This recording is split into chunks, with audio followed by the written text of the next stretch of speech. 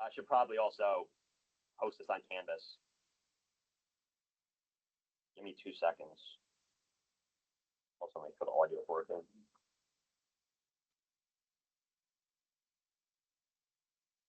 No transcript. Could you see me? Okay, cool. It can hear me. Let me just go ahead and post this real quick on Canvas.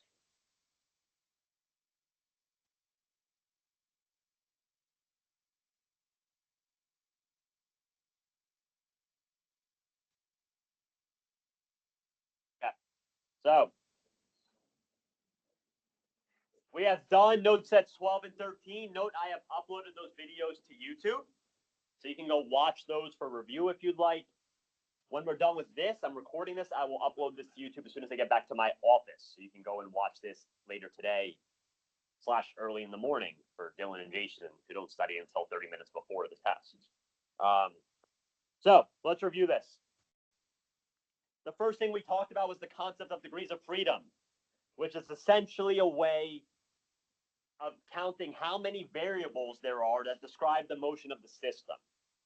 And for our purposes, that is the idea that if I have two masses that are each moving independently, I need two variables to describe them, x1 and x2. That is the extent of that. I give some examples here, like this, for example. Even though we have two variables, theta and x, they are, let me double check also, sorry that this, okay, we're seeing. They are related.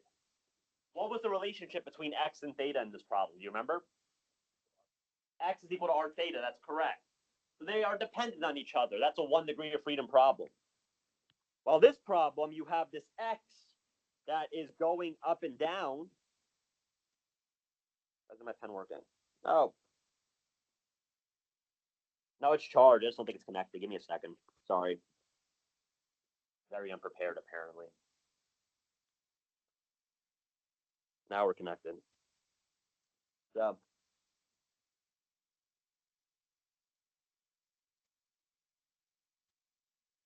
So in this picture, it's about to pop up, hopefully again. Yep. We have x of t, that describes the motion of the mass, and theta, which describes the motion of the pendulum. There is no relationship between them. That is at least, not dependent on other things. Like there's no x equals r theta. There's nothing that is dependent between x and theta. That's a 2 degree of freedom system. What's this one? How many degrees of freedom? 3. Yeah, 3 masses, right? What about this one on the left? That's 3. I have 3 thetas. This one? Yeah, 3. This is a twisting thing. We haven't talked about this in class. I won't test you on anything like this. But the idea is that you have these 3 different things that are twisting at their own rates, their own angles. And it's a vibrations problem because they're oscillating back and forth. That is a 3 degree of freedom system. We've discussed linear algebra, which is very important, as we've seen, for solving multiple degree of freedom systems, because we express those systems in terms of matrices. And I go through a review here where we talk about the rows and the columns. And again, to stress this, because this is really important for writing your stiffness matrices, is that the rows go down. So this is row 1, that's row 2. This is column 1 and column 2. Remember, columns are standing vertically. We talked about the Greek columns in the past. And I didn't bring my RC car to class, but the RC car basically tells us the notation of the elements. So for example, this element here is in row 2, column 1. RC. Easy? So I give you some examples. If we were to add the elements of a matrix together, in this case B plus C, we will add the corresponding elements together. Those are both in row 1, column 1. Those are both in row 1, column 2. Row 2, column 1. And row 2, column 2. Those those numbers will add together when you add the matrices. That's important for our derivation of the characteristic equation. We take the determinant of what? What was that m, negative m matrix? Negative m omega squared plus k, that one? Yeah, that comes from solving the differential equation. That involves adding two matrices together. You have to understand you add the respective elements together. Is that okay? Okay. Talked about matrix multiplication, which allowed us to go ahead and derive things. It's also useful for our mode shape calculations, because if I give you a matrix that's like 2, -1, -1, a half, you have to know how to multiply those matrices together. What's the top equation here? Let's say this is equal to 0, 0. What is the top equation? That's correct. Yes, this would be 2u11 minus u21 is equal to 0. Again, the way we do that is we multiply this row by this column. We multiply the elements in order and add them together. This will be 2u11 minus or plus -1u21. That's how we go about multiplying matrices. I'm hoping that this is review. You've probably seen this at least a few times in classes before this. And especially if you took a class with me, you've definitely seen it at least once. Because we stress this a lot in comp methods and in programming. So I go through some of that. We do some examples. The biggest thing, though, at least in regards to this node set, is the idea of a matrix inverse. If I multiply a matrix A by its inverse, what do I get? You get the identity matrix, which is I. You will get I. And depending on the size of A, let's assume that A is 2 by 2, which means that both it and its inverse are 2 by 2. I will be 2 by 2, where the diagonals are 1 and the off-diagonal elements are 0. That is essentially the matrix representation of the number 1, because if I multiply something by I, it stays exactly the same. Is that okay? Questions? Okay. So, the way that we calculate an inverse, at least for a 2 by 2, and I have this on the equation sheet, which is now on Canvas for you to look at if you'd like. The inverse of a matrix for a 2 by 2, does anybody remember what it is? Huh? That's not the inverse. What is that? That's the determinant. That's correct. What's the inverse?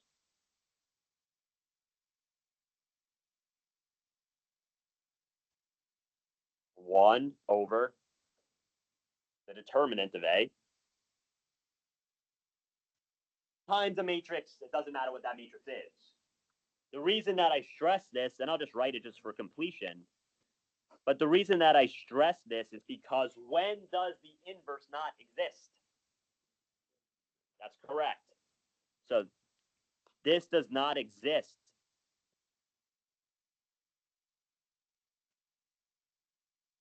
when the determinant of the original matrix is 0. And again, the determinant of that original matrix for a 2 by 2 is AD minus BC. That would be equal to 0. So if that's the case, that means that there is no determinant. Do you agree with that? Is that okay? Perfect. So this is the most important thing probably about this in general, is that when we go and find mode shapes later, we want to make sure that the determinant of a matrix is 0. That will prevent an inverse from existing.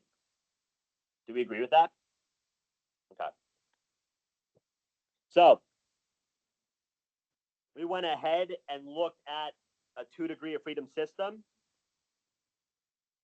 In this case, we have X1 and X2 describing the positions of the masses.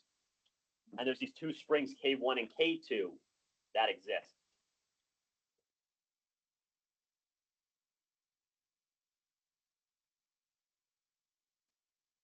So what did we do in class to begin determining the system of equations?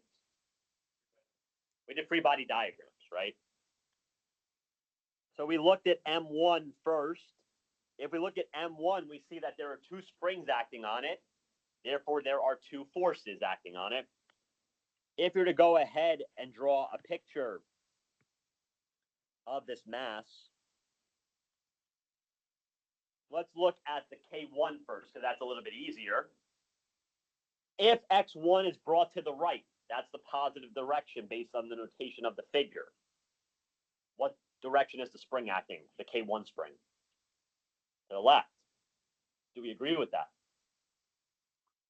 If I pull this thing this way, the spring is getting stretched. It says, I don't like to be stretched. Come back to normal. So you have K1 acting to the left. That force is K1X1. That's our spring force. And now we have to look at the idea of K2. And remember that a spring feels a force if it's elongated or compressed in any way, right? That's what gives a force. So let's picture a scenario for a second where X1 and X2 both move a distance of 3 inches. Is the spring elongated or compressed? They both move 3 inches. No, there's no force. That tells us that this force on the right has to be dependent on the difference of those displacements, right? Because if the displacements are equal, the force should be 0. So 3 minus 3 is 0.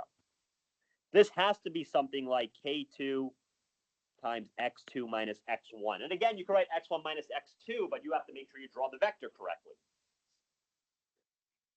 So let's understand this.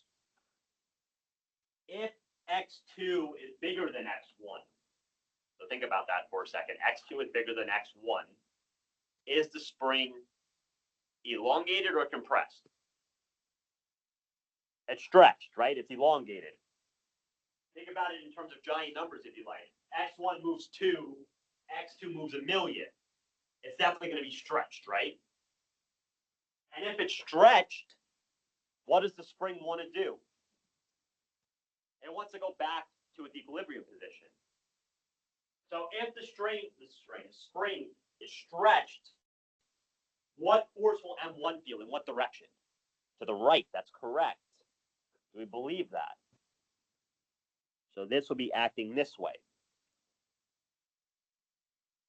Again, if X2 is bigger than X1, this whole expression is positive.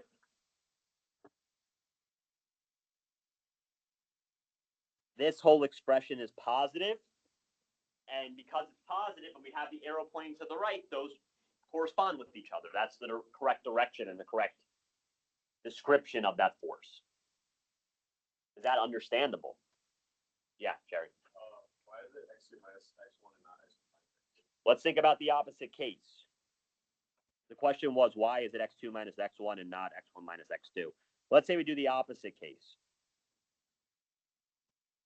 Now let's assume that X2 is bigger than, or actually, let's look at this difference. We'll try to make this number positive. Let's assume that X1 is bigger than X2. So X1 has moved a lot, X2 has moved a little. So is the spring compressed or elongated? It's compressed. So if the spring is compressed, what is M1 going to the field? You're going to feel the force pointing to this way or that way? Yeah, this way, right? So that means I'd have to draw the arrow like this. You could do any way you want, but you have to draw the vector correctly. But commonly what I would do is just pick the other one as being the bigger one. And in that situation, the spring is stretched. That means the force it feels will be pointing to the right. That make sense? Yeah, that makes sense. Connor. Can't see the screen. Why can't he see the screen? I see the screen. Charbel says he can now see the screen. I didn't change anything. I moved out of the way. Yeah, I moved out of the way of the screen. Yeah. Okay. So that is how we go ahead and figure out our free body diagrams. We know it's based on the difference between the two masses displacements.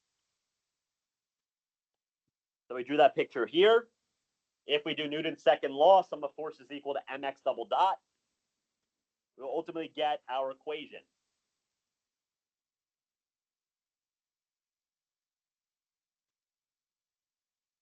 So we'll keep this in mind.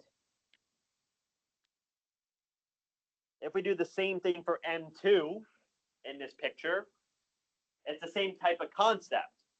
Jerry, if you look at this one, this is the second mass. Remember the picture was, this was the picture. If X2 is bigger than X1, the spring is stretched. What is this mass going to feel? A force going in what direction?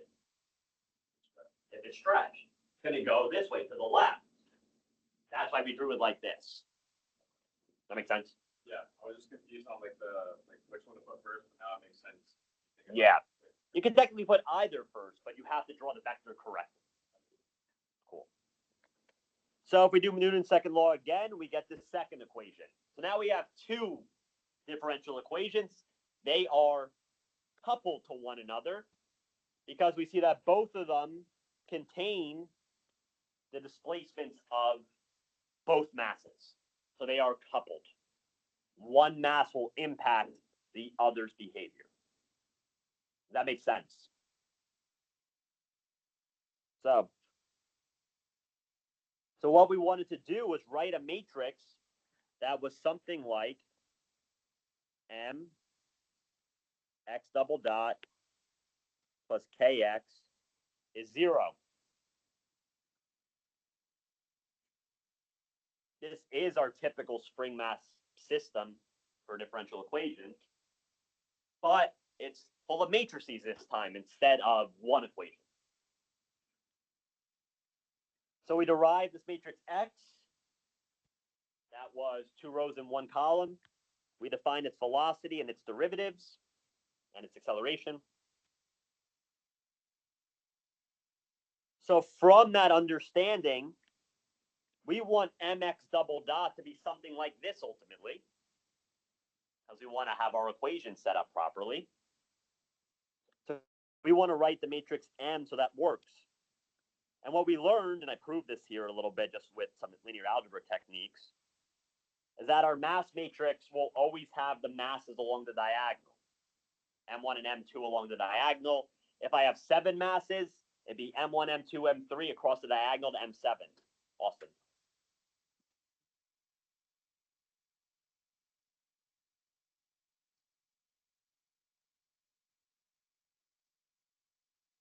Now, oh yeah, that wasn't a physical problem. Nothing. It's not physical. I think they were just doing it to like test your linear algebra skills. Yeah. You'll always have this type of thing. So on a test, if I say what's the mass matrix and I don't ask you to derive it, it should be 3 points in theory. If I ask you to derive it, okay, you have to do the free body diagrams and write the differential equations and stuff and go through that math. But if you practice this from the note set a couple of times, you're like, oh, this isn't that hard. It's just, again, being careful with drawing your free body diagram, summing the forces, and figuring out what the equations look like after the fact. Jerry. Is that a question you could ask for? Sure. Yeah, absolutely. We'll talk about the spring matrix in a second. And ultimately, what we got for this problem was something like this.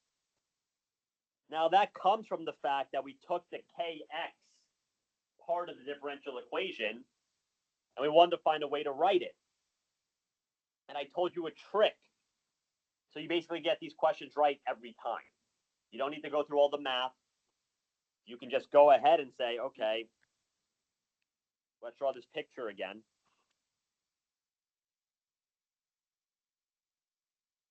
This is K1. This is K2. This is M1. This is M2. What was the trick? Let's talk about the elements along the diagonal. like this element. What's special about that element, Lucas? Yeah, that's correct. That's all the springs that are touching the first mass. Again, a way to kind of see this is that if you wrote out what the elements were in this matrix, the indices of those elements dictate what masses you care about. So if I do K11, well, there's only one number there. There's just a 1 in the indices. That is going to be describing all the springs that are attached to mass 1. Do you believe that? Questions about that? So if you look at this picture, you can see that for M1, this is M1, you have K1 and K2 that are both touching it. Therefore, this will just be the sum of those two springs. K22, which is this element, will just deal with the second mass, because that's in row 2, column 2. There's no other numbers there. So we look at the second mass and we say what springs are attached. Oh, in this case, it's just K2. That's where that comes from. It's very convenient that this works out the way it does. And again, this comes from the differential equation, but it's a nice little trick to confirm. To confirm that you're right. What about the off-diagonal element? Now I have K12. What does that mean? It's the ones that are coupling the masses. K12 means it is the springs related to mass 1 and mass 2. K21, it's the springs that are relating mass 2 and mass 1, which are identically the same, right?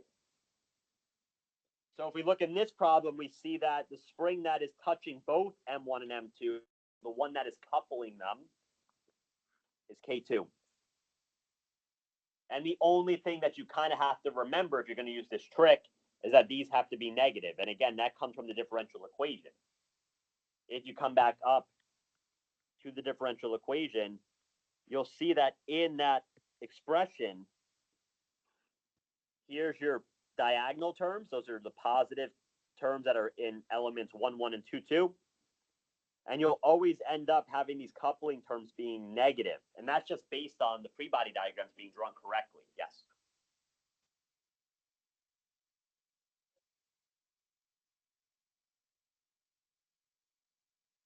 Yes.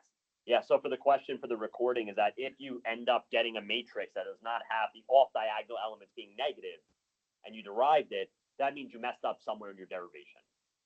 That's correct.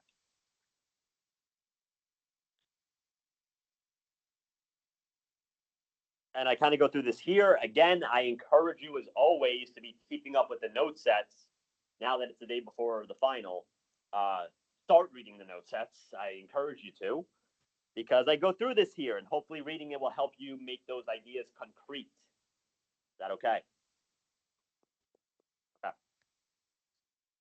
So if we do this all together, we end up getting this matrix, mx double dot. Again, this is our mass matrix, and this was our K matrix. And we have this nice system of equations that's represented in a matrix representation. Is that okay? That's kind of the precursor to where we get into the vibration stuff. Bless you. So again, what did we do next? We have this equation here. What do we do to help determine its solutions? We assume a solution. That's correct. We assume a solution. And we assume the solution, and again, this was the review of note set 3. For this, we assume the solution that was something like x is equal to u e to the j omega t. I believe this is on the equation sheet. I give this to you. So that's your assumed solution. What do we do next? I assume x is this, Jerry. Yeah, you start taking derivatives. That's correct. You'll take derivatives of this, where you use a constant. It's a matrix, but it's a constant. So all that happens is that a factor of j omega comes down both times. We do this here, then we'll plug it in. This is the second derivative. And then this was just x. So that's mx double dot plus kx is 0. We see that all the exponentials can cancel. And so we end up with something that's like minus mu omega squared plus ku is equal to 0. What do we do next? We pull the u out. Which direction? It has to be to the right. Why? Yeah, matrix multiplication, the order matters. So we ended up taking this out to giving us this equation. Negative m omega squared plus k times u is 0. The next question that we had posed to us was, when is this equation true? And the first thing that we said was, oh, if u is 0. If u is 0, we'll get 0. But the way that we justified that u was 0, because if you were to be given an equation that's like, I don't know, 4x is equal to 0, not matrices. X is 0, correct? How do you prove that? You divide by 4. That's how you get x alone. If you divide both sides by 4, you'll get x is equal to 0.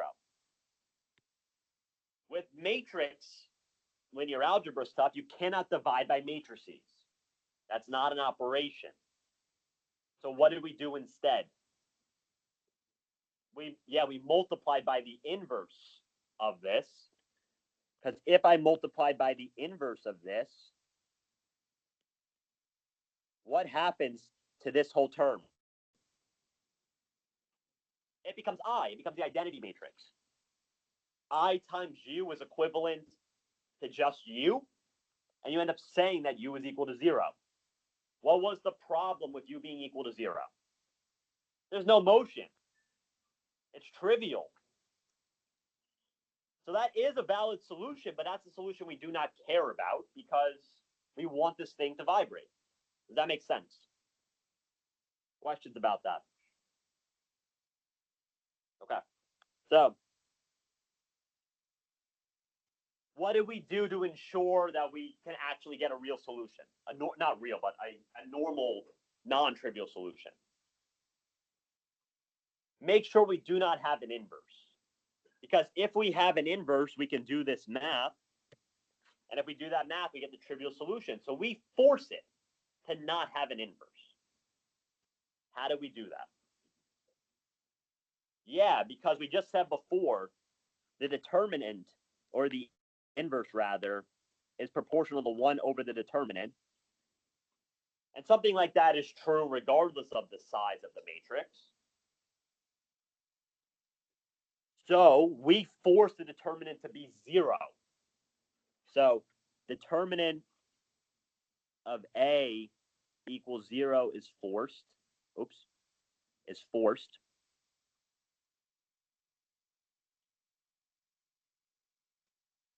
If it is forced, that means that A inverse doesn't exist.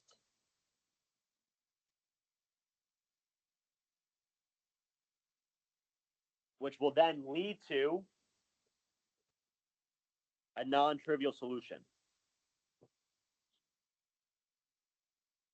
That is our chain of events. Do we see that? Is that okay? So, if you go through the negative m omega squared plus k, that is the determinant that we want to find. We could see that when we multiply a constant, omega squared is a constant, we'll multiply that by every single element. And then we will add that product to the K matrix, row 1, column 1 to row 1, column 1 of the respective matrices. That will ultimately give us this matrix here. We see it's negative m1 omega squared plus k1 plus k2. That is that element. 0 times omega squared is 0 plus negative k2, negative k2. Same deal on the bottom left, negative k2. The last one will be minus m2 omega squared plus k2. That gives us that. I know I'm going through this rather quickly, but again, it's going to be uploaded. You can watch this and go as slow as you'd like and rewind it if you're not understanding something. This is 14. Any questions about what I just said? This makes sense. Okay. So we'll go ahead and do the determinant of this matrix, which leads to ultimately through our algebra, what is known as the characteristic equation. This is known as the characteristic equation.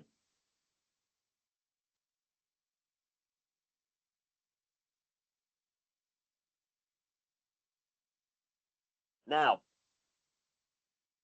once we have that, in general, we want to find what is. What do we need to find? Omega. We want to find the natural frequencies of the system. How many natural frequencies will there be there? It's 4. Yeah. Again, we only really care about 2, but there are 4 because of the fact you have the positive and the negative versions of each. The way you can tell is by this exponent here. Omega to the 4th has 4 solutions. That's an algebra thing, right? Quadratic, x squared has 2 solutions. Cubic, x cubed, that's 3 solutions, and so on. Is that okay? So we did an example here where I gave you legitimate numbers. You plug them into this characteristic equation for this specific example. Do not memorize this characteristic equation because it changes depending on specifically what system you're looking at. But this is specific to this example. If you go through some algebra, you can see that we end up with this equation that is technically 4th order, but it's kind of a 2nd order in disguise, right? If I were to say that z is equal to omega squared, let's say, something random, a different letter, this will be written as z squared minus 6z plus 8 is equal to 0. So if you look, if z is omega squared, if I plug in omega squared here, I'll get omega to the 4th. I plug in omega squared for z, I'll get omega squared. And now I have the 2nd order equation that I can factor, use the quadratic formula for, etc. That'll give you the values of z. But once you find those values of z, you have to remember to equate it back to omega squared. If you don't like the whole z thing, you could go ahead and just factor this directly, if you can. In your homework, I don't think you could for some problems. You had to do the quadratic formula. And then you can find out what your natural frequencies are. You see that omega 1 and omega 2, really it's 2 frequencies buried into 1, the positive and the negative. But those will define the motion of our masses, the system. Everybody understand what I just went through? Yes.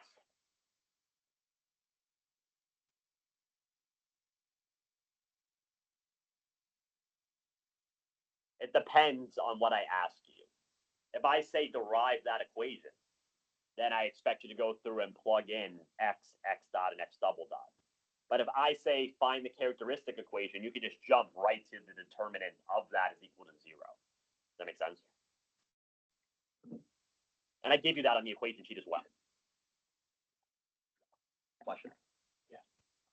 What do these mean? So we'll talk about that in a second. But essentially what we'll see at the end is that our total solution will be based on all 4 of these frequencies, the positive and the negative.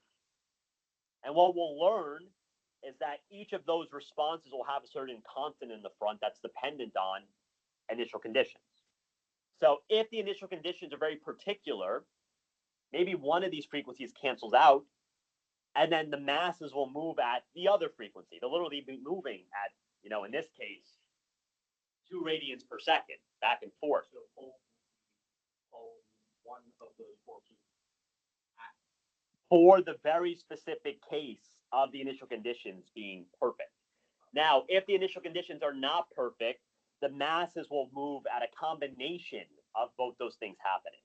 So would it be moving at 2 radians per second or square root of 2 radians per second, it'd be moving at some superposition of the two. Does that make sense?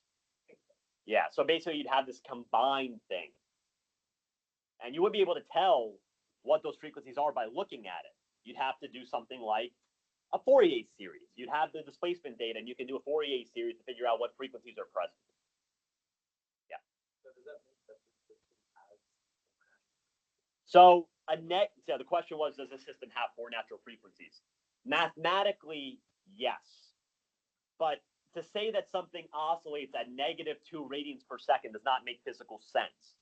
But you need it in the mathematical solution because you'll ultimately have, based on our assumed x value, which was e to the j omega t, that omega being positive or negative will dictate sines and cosines with the j. That negative will have a huge impact on the mass. But physically speaking, it doesn't make sense, right? It needs to have a positive number of oscillations per second. It'd be like, how much is this? How long is this pencil? that means that mathematically it's 4 natural? Correct. That's correct. Same thing if you go back to note set 2, like the very first day of class. We found omega n as being the square root of k over m. If you went through that derivation with exponentials, which is what we do in the following note set, you'll get a positive and a negative version of that omega n. But in real life, it's not going to oscillate at negative omega n. It's going to oscillate at its natural frequency, which is positive. Does that make sense? So mathematically, it's important. Physically, it doesn't make any sense.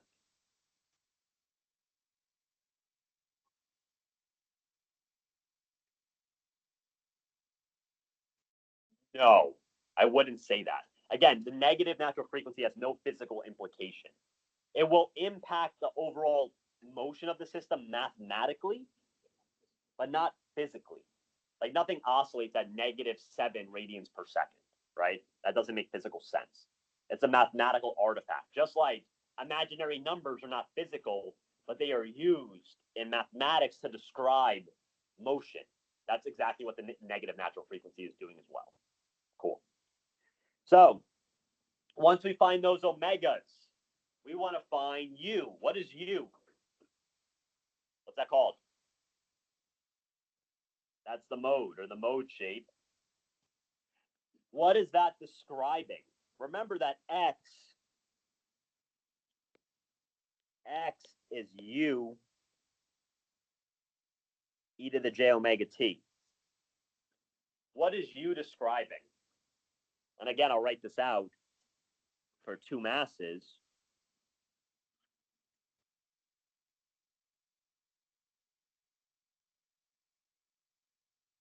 It has to do with the amplitude. That's correct. It deals with the displacement of the 2 masses. Let's combine those thoughts. Yeah. Yes, that's what it is. It's a ratio between the 2 masses, displacements, amplitudes.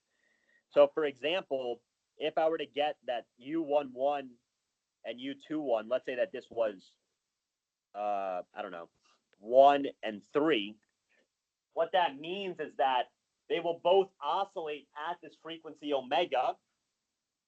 The top mass will have an amplitude of 1, while the bottom mass has an amplitude of 3. So they are moving in sync with each other, but the bottom one is moving 3 times as far. Its amplitude is 3 times greater. And we showed the videos from MIT with that guy with all the chalkboards, where he had that simulation in MATLAB, where you could see, okay, when one mass is going down by some amount, the other mass would be going down a lot further, and it'd be something like this. It's very difficult to do. Does this make sense? Yes. They're moving at the same frequency. I guess physically, if it's going to move at the same frequency and cover 3 times the distance, it is moving 3 times faster its velocity. That's correct.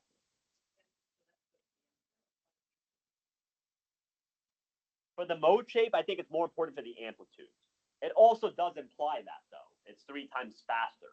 Because if you take the derivative of this, you get, well, x dot is j omega for the first one, e to the j omega t. If we take the derivative of this, we'll get x dot 1, x dot 2. This will be j omega. This will be 3j omega e to the j omega t. Do we believe that, Ayala? So if we take the derivative of that, we get j omega pops down. From a mathematical perspective, the j omega is used for phase and stuff. But from a physical perspective, we see that that 3 makes it that x2 is moving 3 times faster. Because again, if they're moving at the same frequency, then that means that they have to basically turn around at the same time. So if you look at this, like my left hand is moving a lot faster than my right hand. My left hand is moving a lot faster than my right hand. Right? Does that make sense? Okay, perfect. So how do we find this? We plugged in this natural frequency, omega 1. Now this whole thing is known. For that example specifically, where we had those numbers, we went through and plugged in the masses in the springs, and we plugged in what omega 1 squared was. Omega 1 for this problem was the square root of 2, positive or negative. Remember, we square it, it doesn't impact anything. So we will get 2. That's plugged in for omega 1 squared. And we end up with this matrix here. What is special about this matrix? The equations are exactly the same. Why is that? Why did that happen?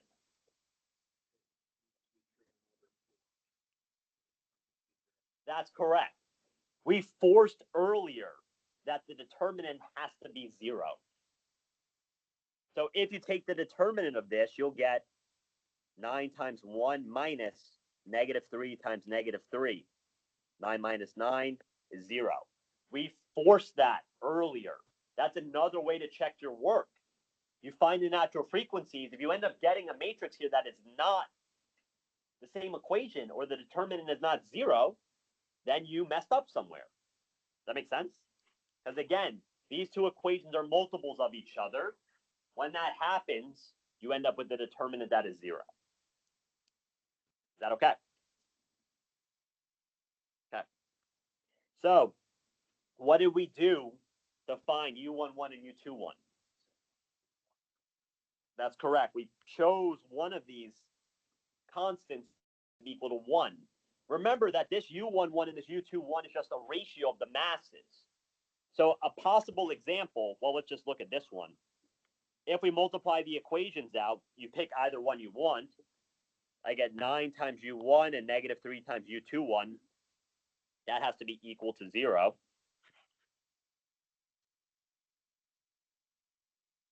You could pick one of them to be equal to 1. In this problem, we assume that, I wrote them both out. If you were to solve either of those equations, you would get the same relationship between U11 and U21. You end up getting that the first one is a third of the second.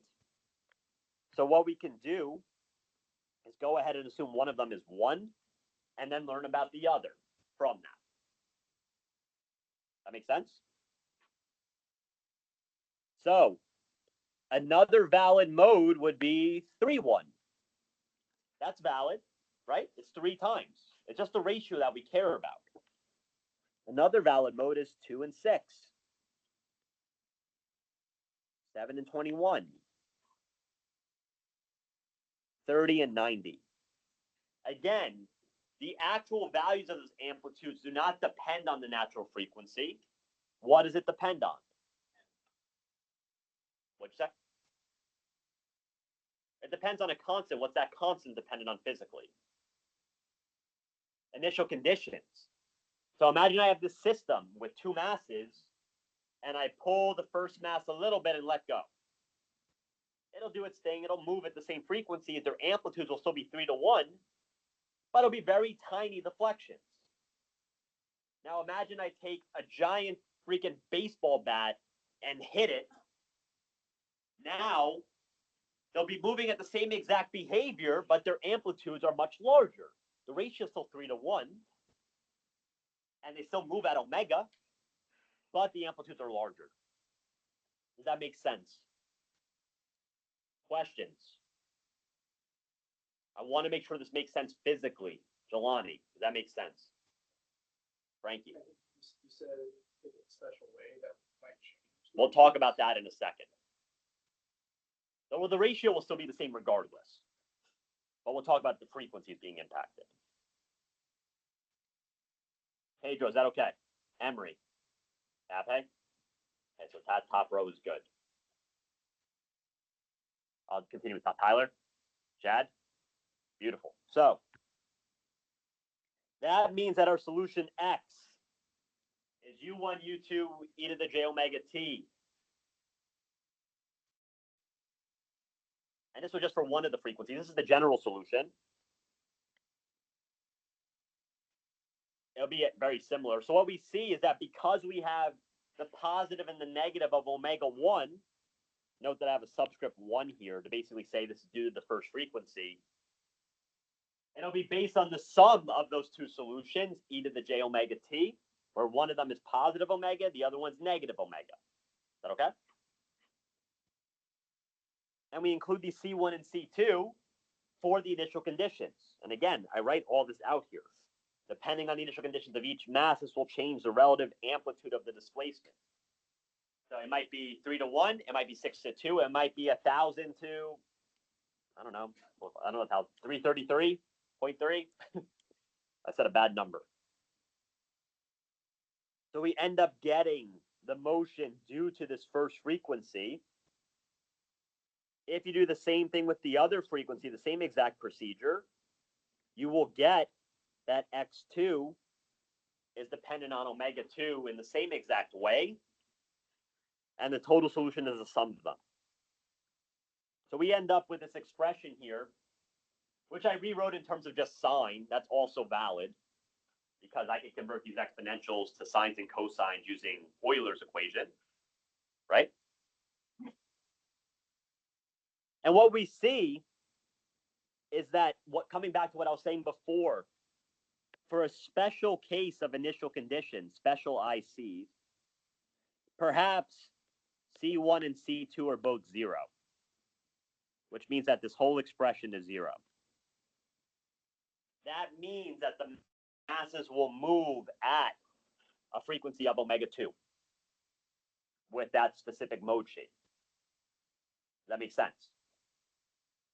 There's a specific set of initial conditions that cause that to happen.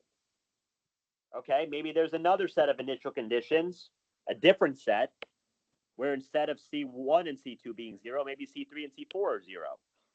So then these go away.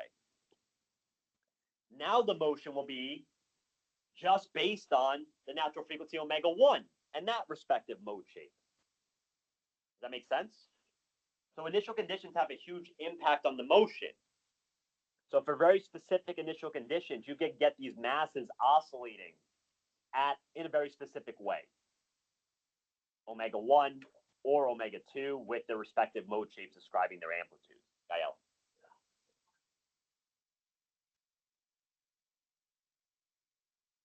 You're asking me to tell you what's on the exam?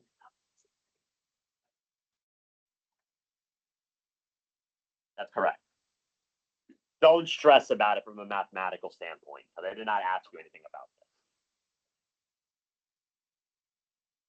Yeah, that I won't do. That was like an exam 1 thing, right? To convert from e to the j omega t to the sine. Like that's an exam 1 type of concept.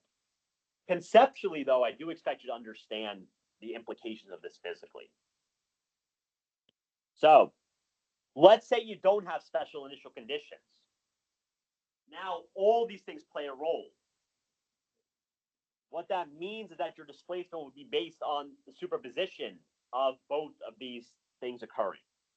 So the frequency omega 1 will be acting simultaneously with the frequency omega 2, which means that your mass will be doing some weird thing. Think back to Fourier series. I gave you some really weird function that you can't tell what's happening, but it's just the sum of 2 frequencies. But it looks weird. Does that make sense? So if there are no special initial conditions, both of these things are present in the solution. Questions about that? I get thumbs up from people that are understanding this. I get thumbs medium from people who are like, I'll learn it tonight. I get thumbs down from people who have no idea what the hell I'm talking about. Okay, no thumbs downs. That's what I care about. If you're like medium, I think you can learn it. If you're thumbs up, that's great. That's where I want you to be.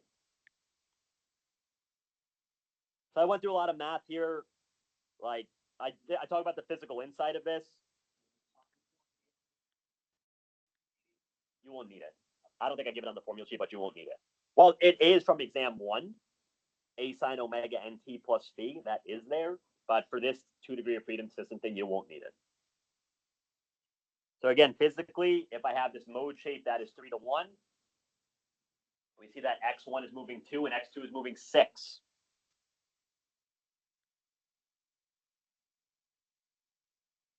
The other mode shape happened to have a negative number in it. The other mode shape was something like 1/3 -1. What does that negative sign mean? They're out of phase. That's correct. So before U1 was the same exact thing, except they were both positive, which means they both move at the same direction at the same time. When we're doing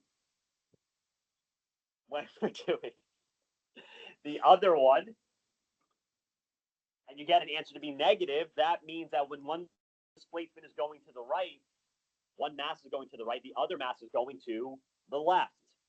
Same relative amplitude, though, of 3 to 1. Are we okay with that? Questions about that? Jerry? Just to reiterate, signs are different. Yes, that's exactly right. If the signs are different, then they're out of phase. Well. Oh, sure. I didn't want to be here. So at this point, let's go through the practice exam.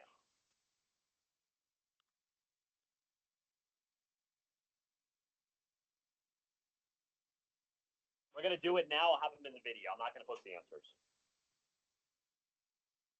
So I want you to spend a few minutes trying to answer. Number 2 doesn't matter. Number 2 is not on your exam. Go ahead and try number 1 and number 3 on your own for practice. Don't just sit on your phone and like, yeah, I don't care. I'll do it later. Try it now while I'm here. So number 1, in words, what is the definition of the impulse response function? Provide as much detail as possible. For example, how is the Dirac delta related? That's what I want you to answer. So go ahead and try to describe that in words, and then I'll write my interpretation of that answer. And then for this other problem, what's the response x of t of a system with an impulse response function of h of t is 1? Being excited by a forcing function f of t is t, and I tell you to not use Laplace transforms. I don't tell you what to do, I just tell you what not to do. It's your job to figure out what to do. So go ahead and spend 5 minutes or so doing this. If you have questions, raise your hand. And if you feel like you're done, I'll come look at your answer. So for the video, I will say we were on break. We'll come back soon.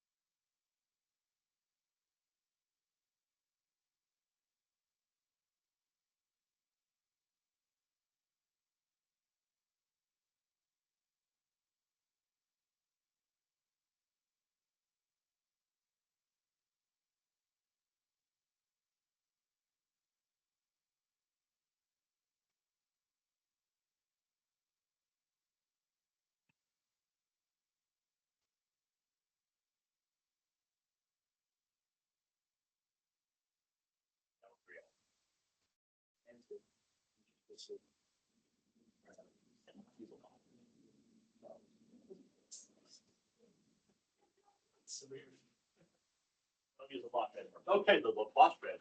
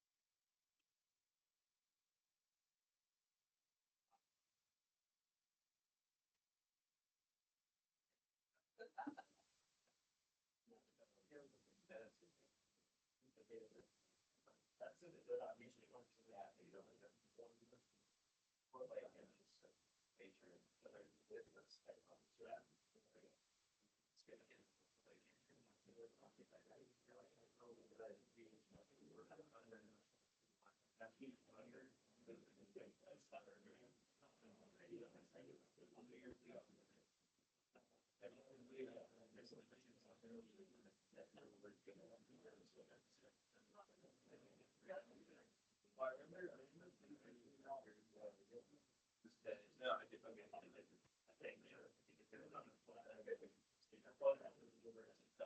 I was fully expecting it. It's really long.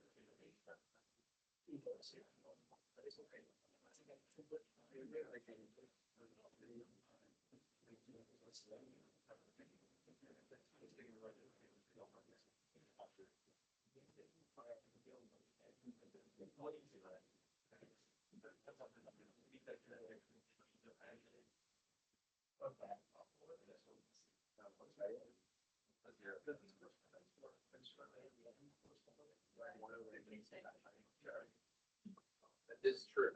It is truly, yeah, yes. What is yours?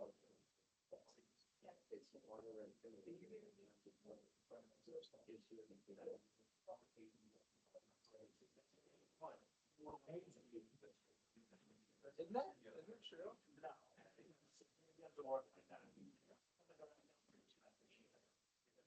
This is right. Look at one thing that right now.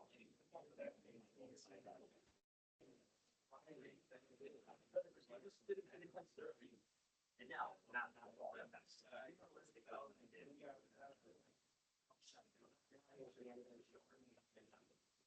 think it is true. We ready? How do we feel? Okay. So we're back from break. Let's erase this.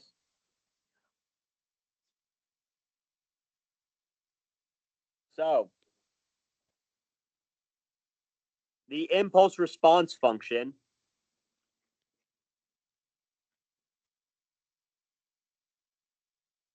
is the displacement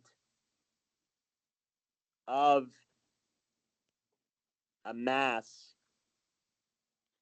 after being struck by an impulse of 1.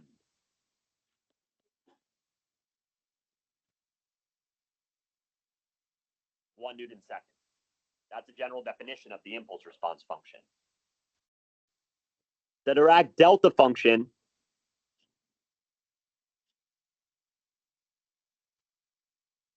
is the force that causes the impulse of 1. If you said anything that kind of mirrored that, you would get full credit on the problem. You talk about the Dirac delta function having an impulse of 1, the thing that's causing the mass to move, and its displacement due to that specific impulse is the impulse response function. So if you say that, full credit. Next one. What is response x of t with an impulse response function h of t is 1? Yeah. No, it's recorded. Hi, Char. I see you. Hi. Like, why are you there and not in class? Huh? You're not going to watch my PowerPoint. I'm studying E-Systems. Why are you such a baby?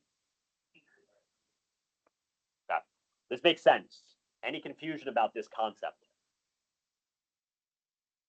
Next one, we want to find the response x of t, given h of t is 1 and f of t is t. I say to not use Laplace transforms, which implies you have to do what? Convolution. So x of t is the integral from 0 to t. And we can do this 2 ways. We can do h of t minus tau, f of tau dt, or d tau. Or we can switch it and do f of t minus tau, h of tau d tau.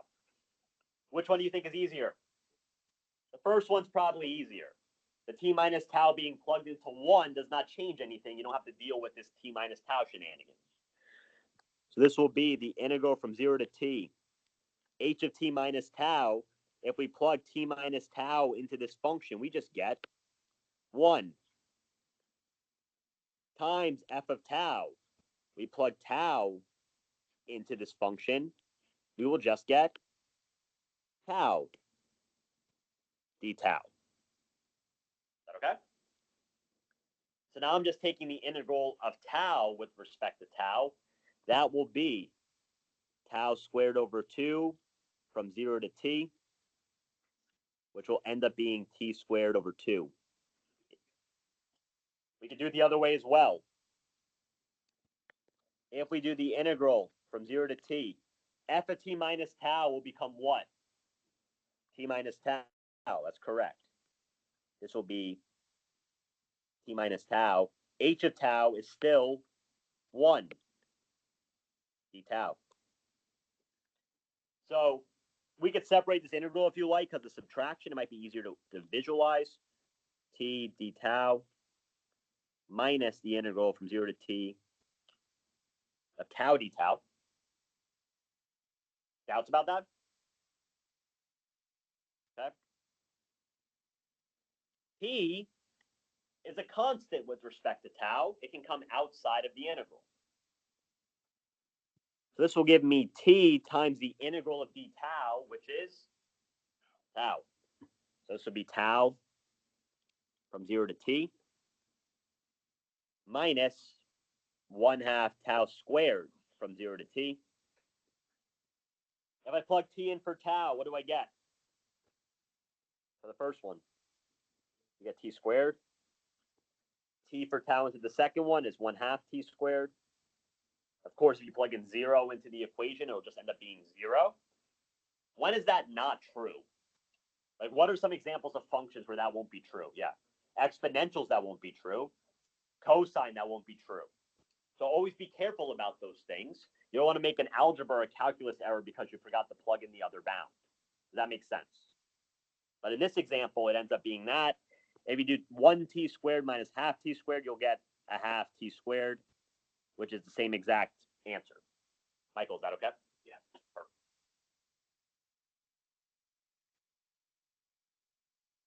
What's the benefit of superposition when it's allowed to be used? Take a minute or so to write that, or 2 minutes.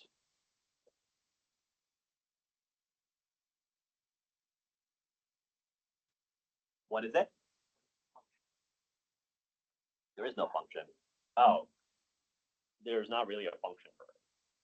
It's more of a concept. Maybe what you're thinking of is the fact that in superposition, they must be linear. And there's the linear operators thing.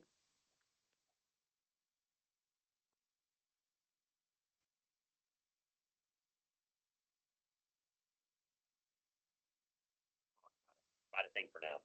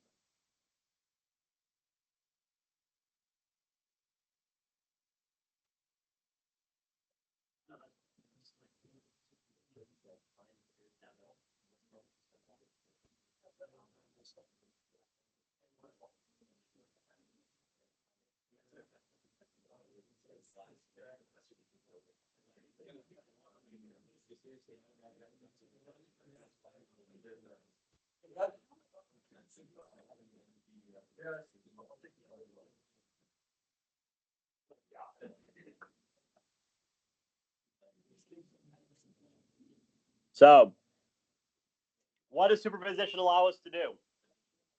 What's the benefit of it?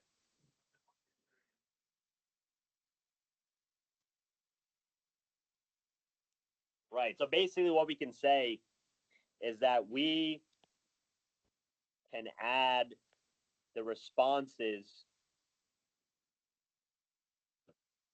due to multiple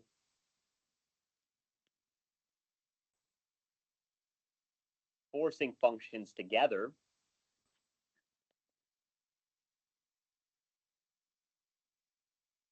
Basically, I have a forcing function f1 that causes x1, a forcing function f2 that causes x2. if both forces were acting simultaneously, the response would be the sum of the two individual responses. So we can have responses due to multiple forces forcing functions together as if, or rather say, we can have functions or responses due to multiple forcing functions together, which is equivalent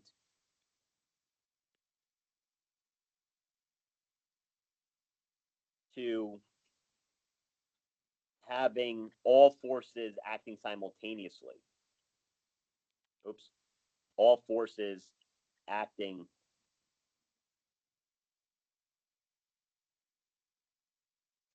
simultaneously. Handwriting's crap on the iPad. So we can have responses due to multiple forcing functions together, which is equal to having all the forces acting simultaneously. So for example, if you even want to do something like F1 of t, that produces x1 of t.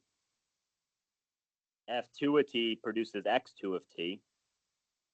If I were to have both those forces acting simultaneously, that will lead to the displacements being the sum of those values. When is it allowed to be used? When the system's linear. Allowed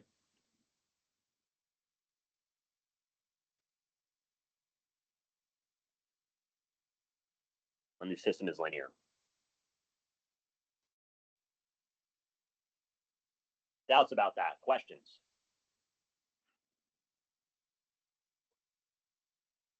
The linear test, again, is that if I have a linear operator of Cx, is that equal to C times the linear operator of X? If I have the linear operator acting on the sum of two things, if it's linear, it'll be the equivalent of the linear operator acting on both of those things. That is the linear operator test. And I go through that in the video from last class in more detail.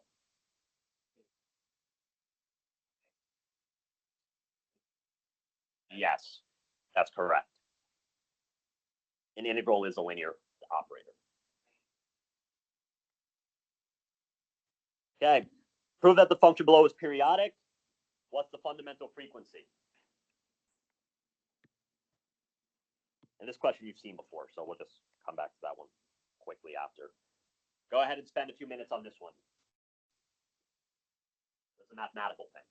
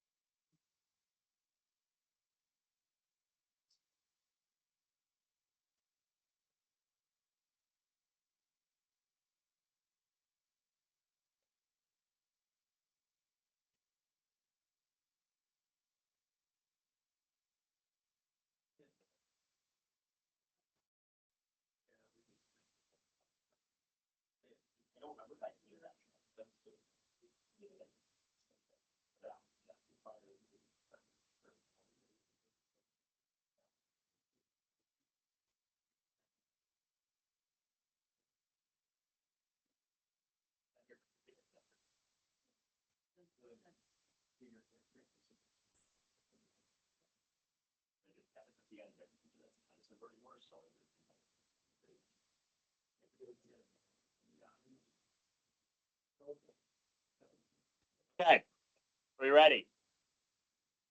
So, how do we prove that it's periodic? Yeah, make sure that the frequencies are, if you take the ratio of them, it's rational. So, remember that a sine wave is always 2 pi f times t. That's the same as sine omega t. So, what is omega 1 in this problem? Meaning this. What's omega 1? Pi. So if omega 1 is 2 pi, f1 is equal to pi, that means that f1 is equal to a half. Is that okay? Omega 2 is 2 pi over 5. Again, 2 pi f2 will be 2 pi over 5. That means that f2 is equal to a fifth.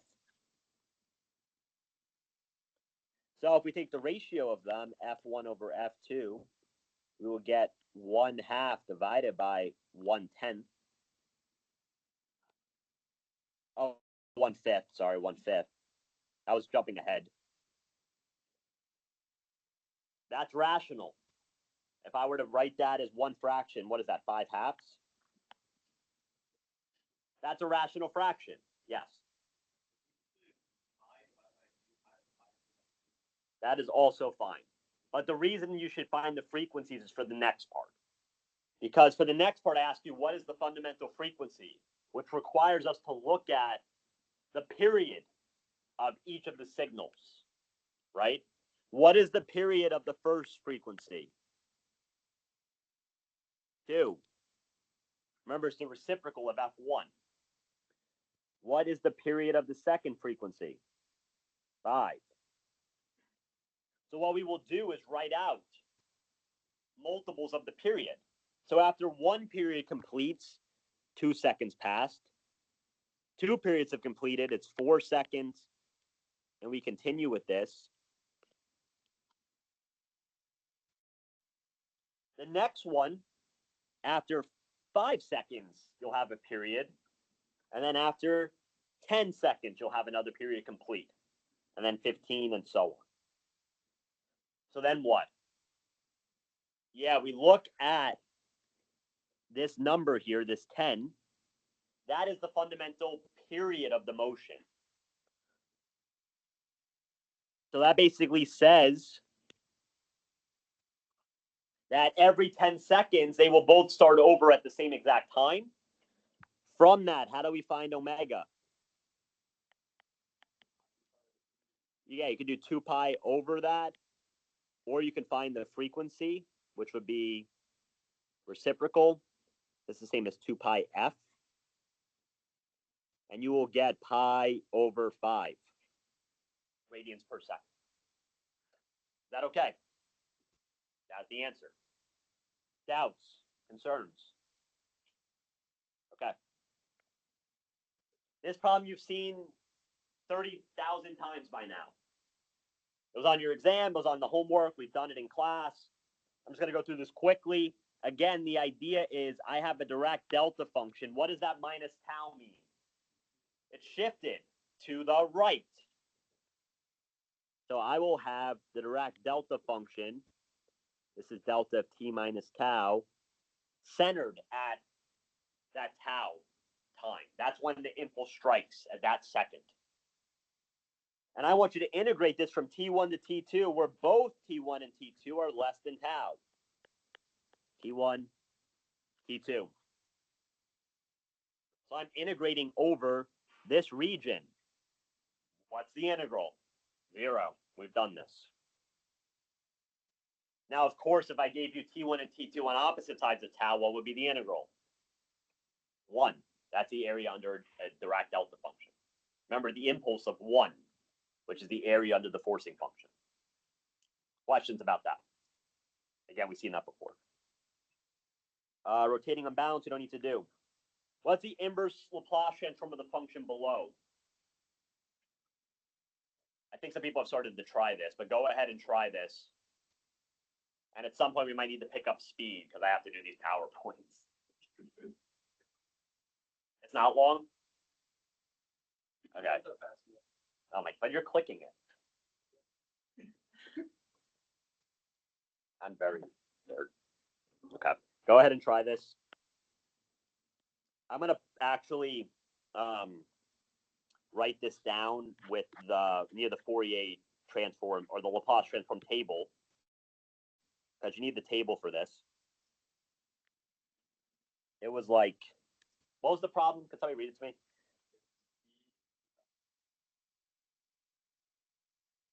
Over. Okay.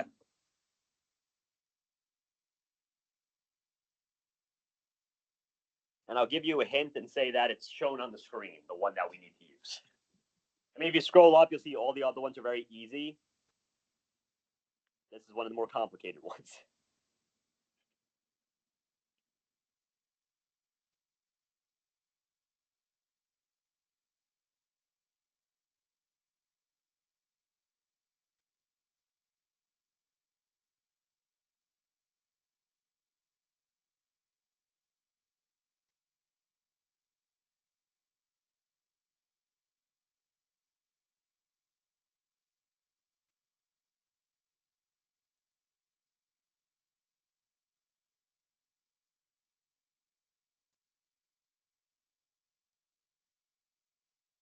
I'll tell you it's one of these, as you can see. You have to think.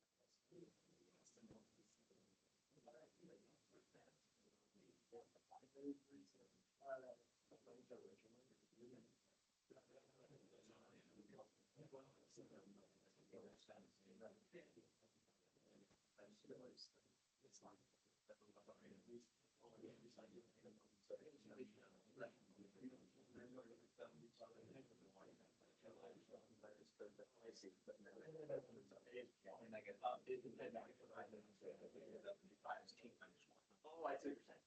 Just describe that. It's not the step. So, yeah.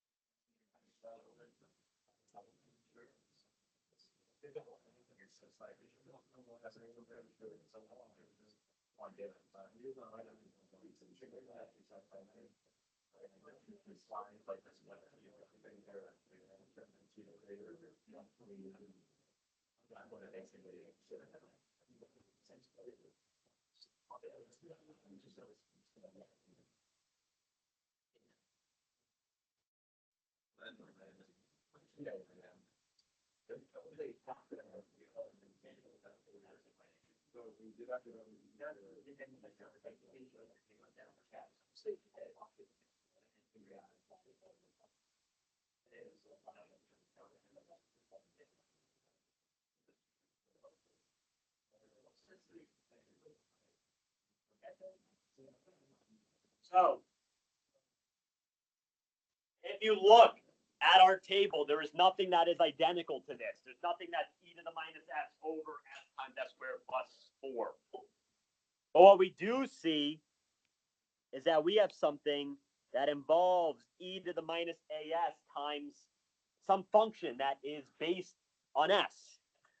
So what I'm going to do is write this as e to the minus s times 1 over s squared plus 4. Where this thing here is that function f of s. Do we see that? Remember, this term here, I'll just zoom in so we can see it, is e to the minus as times some function of s. I have just moved the e to the minus s outside, and now I have a function of s on the inside. Do we buy that? Okay. So if you look at this, the inverse Laplace is that function in terms of time. So we have to take the inverse Laplace of the function of loan multiplied by the phi. What's the phi? That's the Heaviside function. That basically ensures that you don't start the motion until a specific point. So we have to look for what f of t is. F of t is the inverse Laplace of f of s. So this is in the table. That's here. Do we believe that? Again, this function is right here, where omega is equal to what? 2. That's correct. So f of t will be 1 over 2 squared is 4, 1 minus cosine of 2t. That is f of t. But what the answer is f of t minus a times phi of t minus a. What is a in this problem? 1. That's based on e to the minus as. That is a 1 times phi of t minus 1. So this will be 1/4, 1 minus cosine of 2t minus 1 times phi of t minus 1. And that is our final answer. Remember, phi of t minus 1 is literally equal to 1, but it's kind of like a switch. It's like I turned on the motion at time is equal to 1 second. And that's required there to make sure that you're not considering any time before 1 second. Otherwise, you would have motion that doesn't exist. Are we okay with this concept? Connor?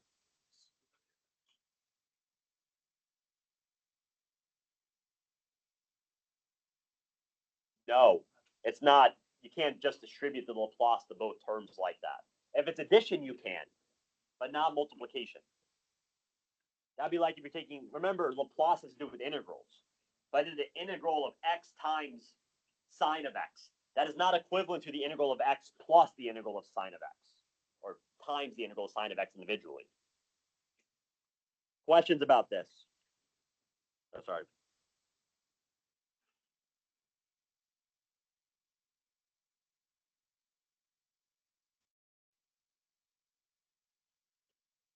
Okay.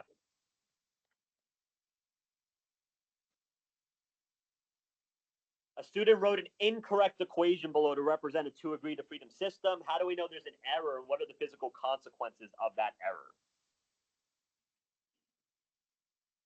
How do we know that there's an error?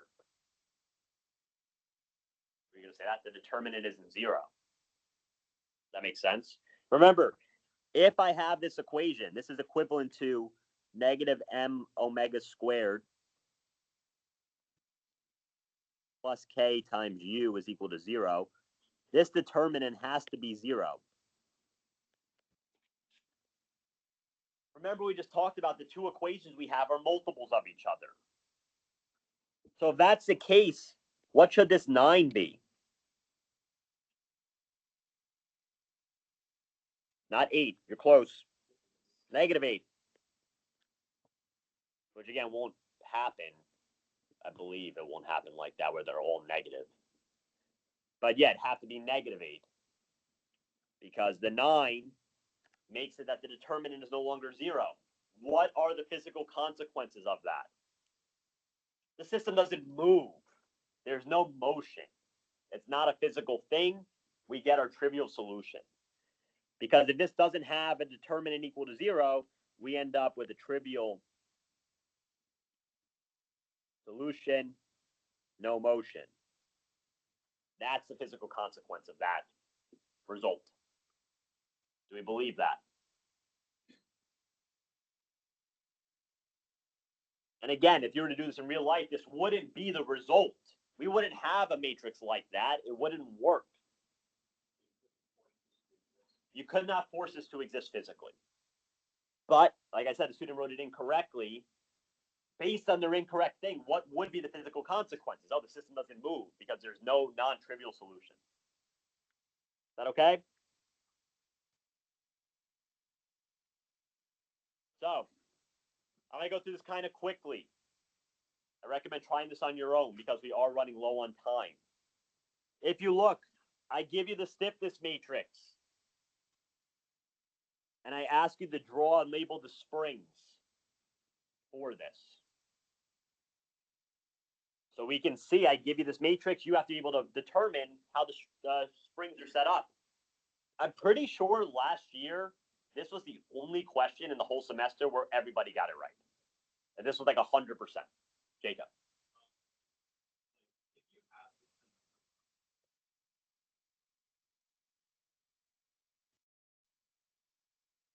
You can, because they are all in parallel. That's correct.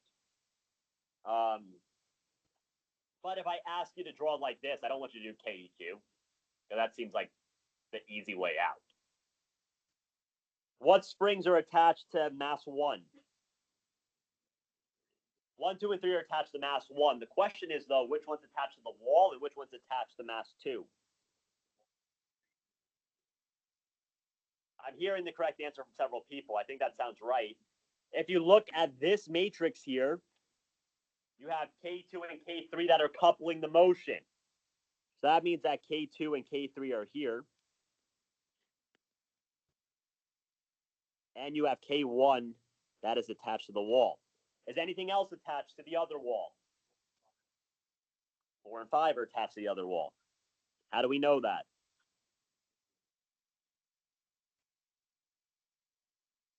Yeah, it's there. It's in the 2-2 element of the matrix.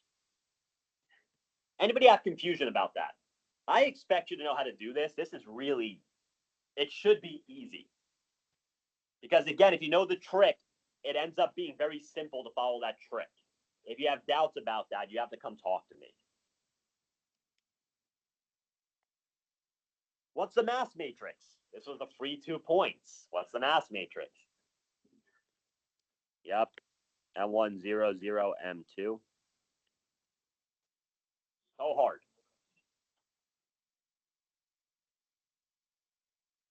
It is done, the exam.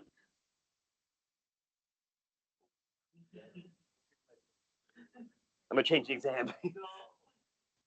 So, derive the characteristic equation of the motion if the stiffness is K3, K4, and K5 are 0. So what that does is really simplify the problem. So if we come back up, I said that K3, K4, and K5 are 0. So these go away. And that goes away.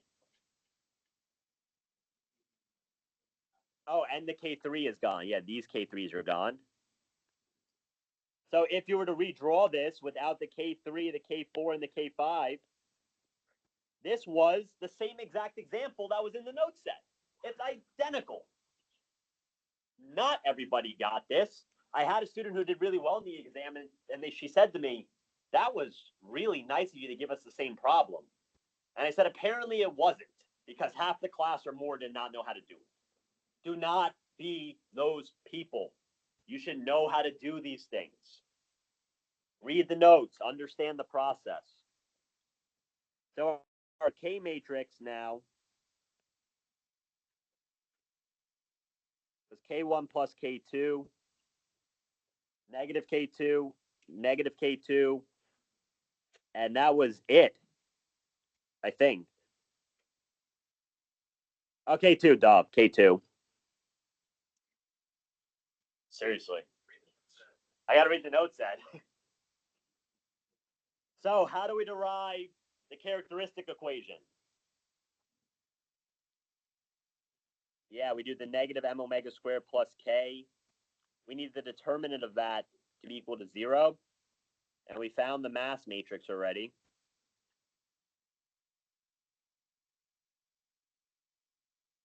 So if we multiplied omega squared by m, we would get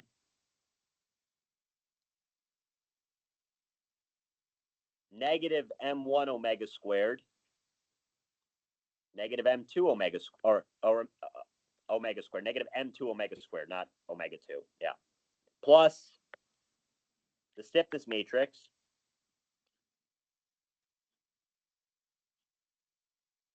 that. Questions about that?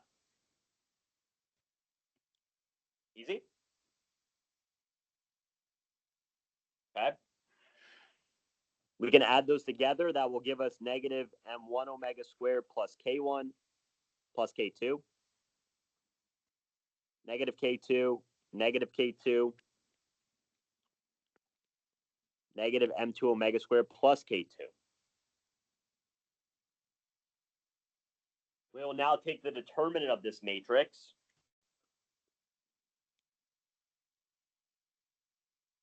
We multiply A and D, the diagonal terms, together. And then we will subtract the off-diagonal terms multiplied together. Again, I'm going through this quickly. I am recording it, so you can come back and write it later if you want, but I'm going through it kind of quickly. Yeah, that's the easiest way to do this, I think. Is what I would do is write this, if you think about it, as like some K12 or something, just, or whatever you want to call it, KEQ. And then plug it in back later, because now I can just distribute those very easily. When you have the K1 and K2 there, it makes it kind of annoying to distribute. So I'm just summing K's. I'll just write it as some equivalent K, and then I'll distribute. So I'll distribute the first term. That will give us M1, M2, omega to the fourth. I'll do the second term, which will be minus M1, K2, omega squared.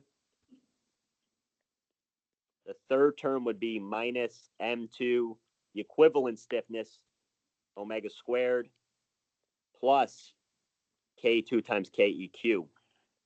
That's the last term. Minus K2 squared is equal to 0. Okay. Now that I've done with the multiplication, I'll just plug in KEQ again. That will help us get back to our normal stuff. Yes.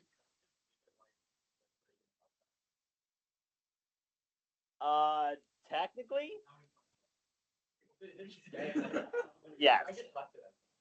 That would probably be fine because I didn't specify. You're correct. That's a caveat in my poor exam writing. Yeah, if you're solving for the omegas, you have to calculate it out. Chad.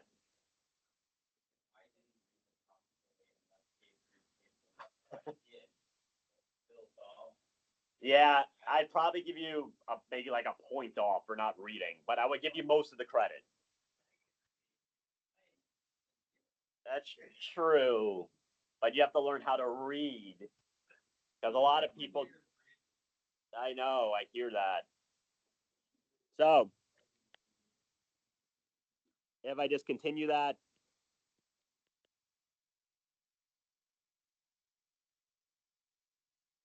I'll just plug in what KEQ is.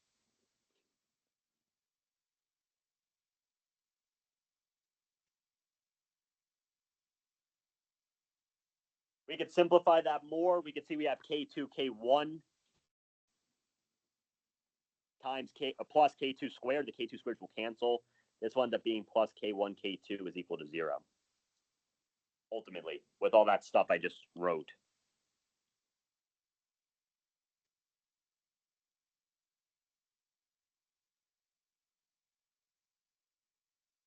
There you go. So that would be your characteristic equation. Assuming I didn't mess up any algebra. Did anybody catch me messing algebra? Seems okay? Yesterday you did, sure. If the system parameters listed below are used, one of the resulting natural frequencies ends up being omega 1 squared is 2. What is the corresponding mode shape? How do we do this? Not that long. Huh? That's omega 1, but that's not the mode shape. The mode shape is U.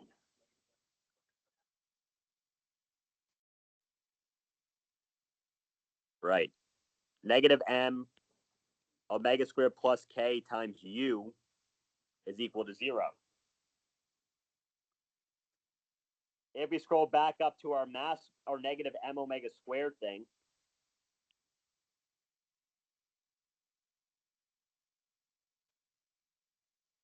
I give you omega squared in the problem.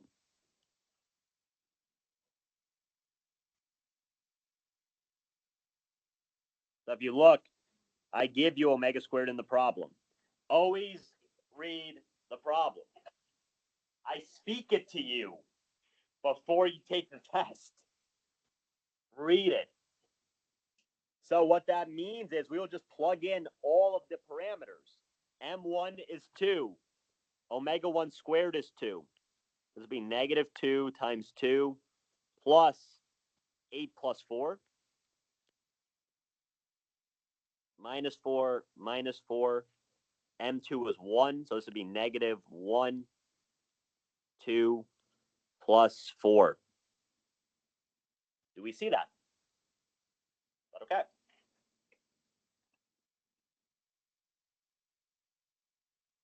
So this will be 8 in the top left, negative 4, and 2. And look, we have a multiple of 2 between the equations, or negative 2. So multiply the bottom one by negative 2, I'll get 8 and negative 4. That makes sense physically. So then we'll have this U11, U21 is equal to 0, 0. You can find your mode. 8U11 minus 4U21 is equal to 0. You can assume one of them is 1. It doesn't matter which. Let's say that U11 is 1. 8 will be 4U21, which means that U21 is 2. So our mode shape is 1 and 2. Do we see that? The last question was explain what this means physically. What's it mean physically? 1 and 2. That's correct. If one of the masses moves 1 foot, the other one will move 2 feet. Are they in phase? Yeah, they're in phase. That's what that final question is asking us. Doubts about that? Cool. Last question. Well, just an extra credit one with Fourier series. Now, I think you got a homework on, so I'm not going to do it. But for this last question, consider a mass spring system excited by a unit step function, the Heaviside function, for the Heaviside functions given by 0, 1. Find the impulse response function h of t of this system. Use anything technique you'd like. How do we do this? What are some ways we could do it first off? Yes. We convert to free vibration. Because what we want to do for the impulse response, instead of the Heaviside function, what is our input? Initial velocity is what we'll do, but if it's still a force vibration problem, what would our input be? It's not Heaviside. Dirac delta, that's correct.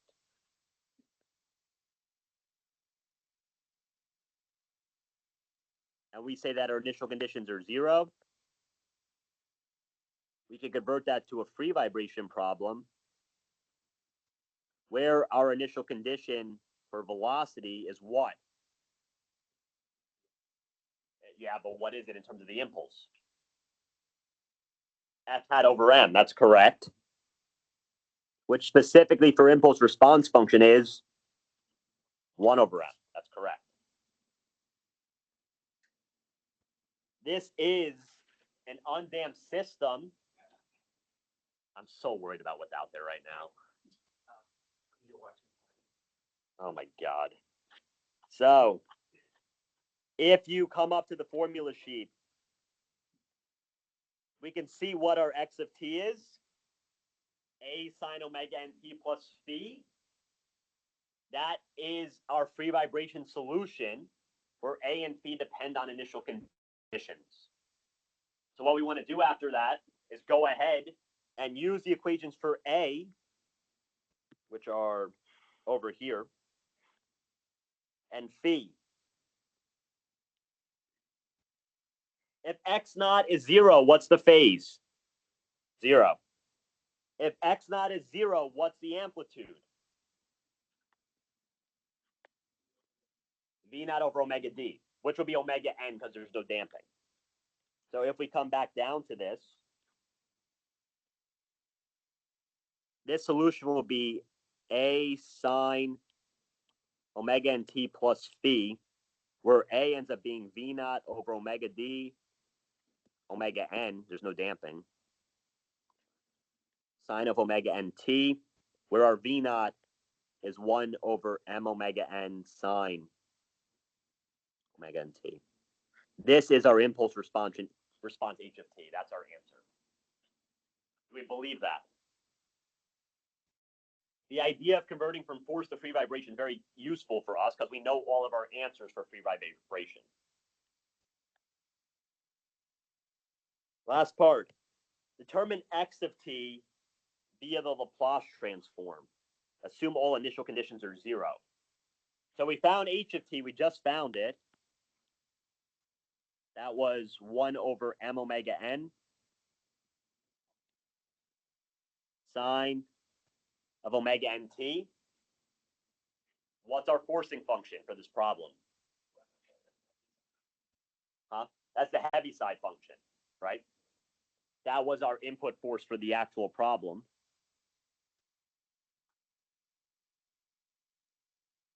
And I want you to use Laplace transforms to find x of t. So what's the general procedure here? I didn't hear what you said. What you said? Yeah, that's correct. We'll convolve them, but we don't want to do convolution. We'll take the Laplace transform of that. That will give us the Laplace transforms multiplied together. Not f of t and phi of t. It'd be f of s times phi of s. So x of t in general, if you convolve them, will be h of t convolved with phi of t. If I take the Laplace transform of both sides, I will get h of s times phi of s.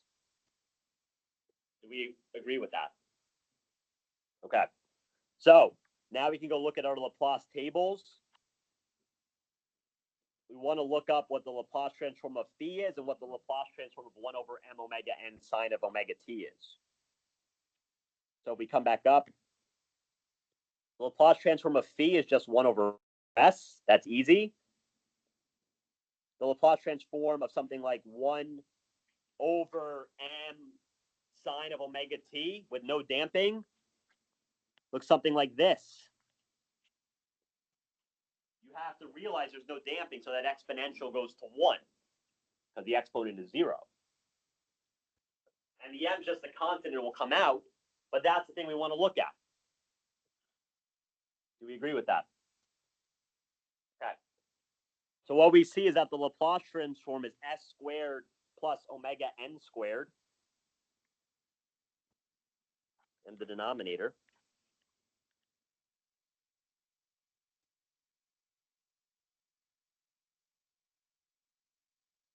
So this is 1 over s squared plus omega n squared.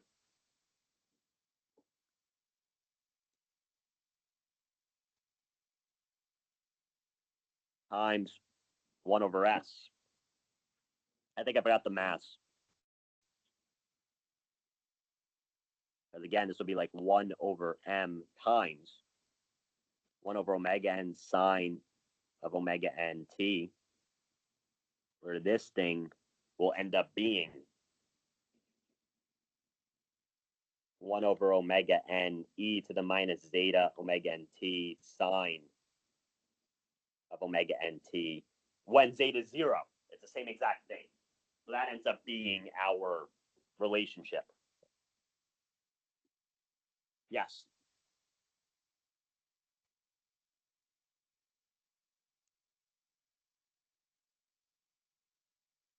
Oh, that's also a good way of doing it. That's probably what I was intending for. This is also a valid way of doing it.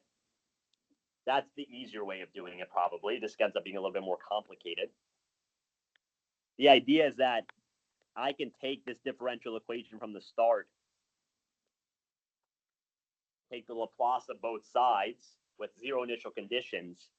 You'll get ms squared x of s plus kx of s is equal to 1 over s. You will get, if I divide by m everywhere, I will get x of s squared plus omega n squared x of s is equal to 1 over ms. You end up with the same exact equation on the other side. You can do it with convolution or do it with the differential equation. You'll get the same answer. Yes. That's what we just did in the previous part. You would do the force vibration problem, make it a free vibration problem by making the right side 0, and you change the initial condition to be based on the impulse. We know the free vibration solution. It's on the formula sheet. So I have that. I just have to use the initial conditions now to determine what A and B are. That gives me the impulse response function. You can use either version you want, any version you want, because they're all equivalent. If you do this one, though, it ends up being nice and convenient for this later on, if you do the convolution way. So we get that x of s is 1 over ms times s squared plus omega n squared.